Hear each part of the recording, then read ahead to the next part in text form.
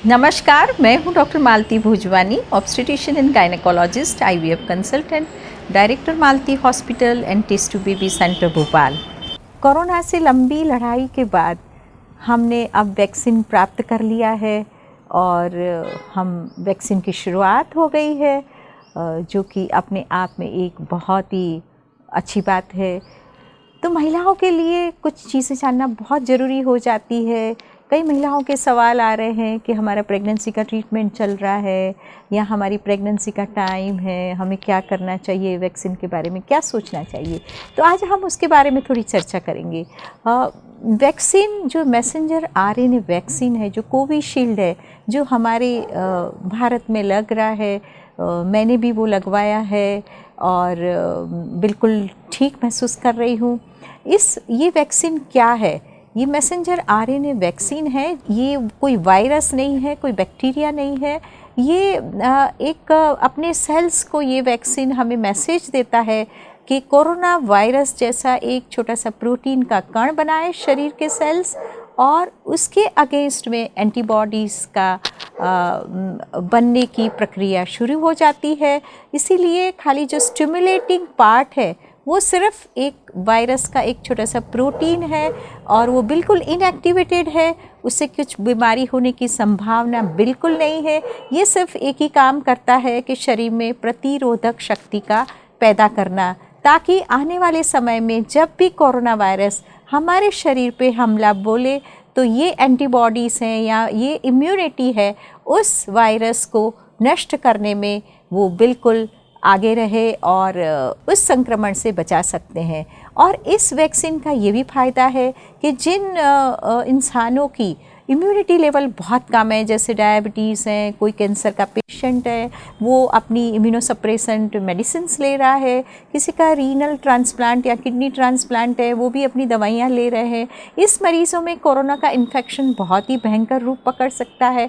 तो इन पेशेंट्स में भी यदि हम कोरोना वैक्सीन लगाते हैं तो वो कोरोना इन्फेक्शन से प्रोटेक्टेड रह सकते हैं। इसी तरह से हम महिलाओं में बात करें तो महिलाओं में प्रेगनेंसी का जो स्टेज है उसके बारे में हालांकि अभी ज़्यादा कोई शोध पत्र या कोई ऐसे रिपोर्ट्स नहीं आए हैं कि हम बिल्कुल 100% तरीके से ये बता पाएँ कि ये वैक्सीन कितना सेफ़ है। लेकिन हमारा लॉजिक ये कहता है कि ये इनएक्टिवेटेड वैक्सीन है और इसमें कुछ रिस्क होने की संभावना ना के बराबर है।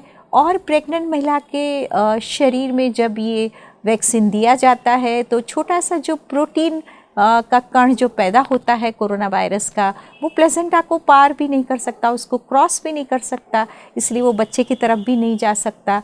और जो एंटीबॉडीज़ पैदा होते हैं महिला के शरीर में, वो एंटीबॉडीज़ प्लेसेंटा के माध्यम से बच्चे की तरफ भी जा सकते हैं और उसको भी प्रोटेक्शन प्रदान कर सकते हैं।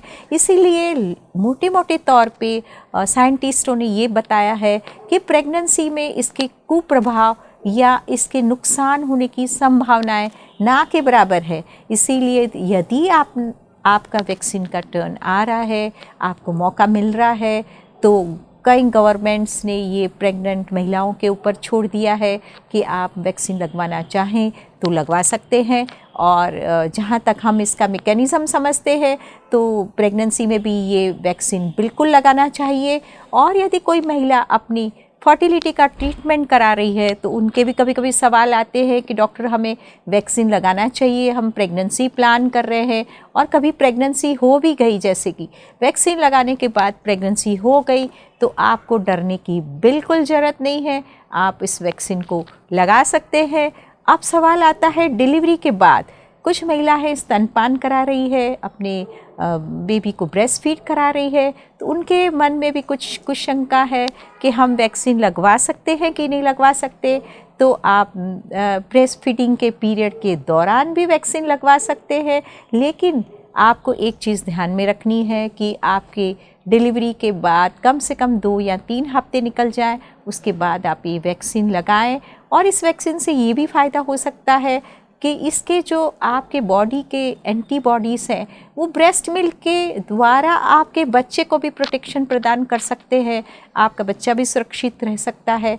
तो आप लैक्टेशन के दौरान भी इस वैक्सीन को लगा सकते हैं।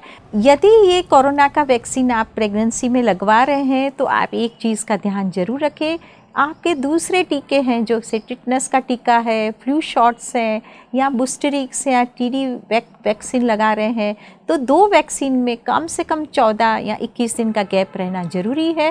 और इस चीज़ को आप ध्यान में रख के लगवाते हैं तो आपको कुछ भी कुप्रभाव होने की संभावनाएं बहुत ही कम है। अब कुछ महिलाओं का सवाल होता है कि डॉक्टर हमारा कुछ ट्रीटमेंट प्लान है, हमारी लेप्रोस्कोपी होनी है, ऑपरेशंस होने हैं, तो हम इस वैक्सीन को लगाएं या ना लगाएं।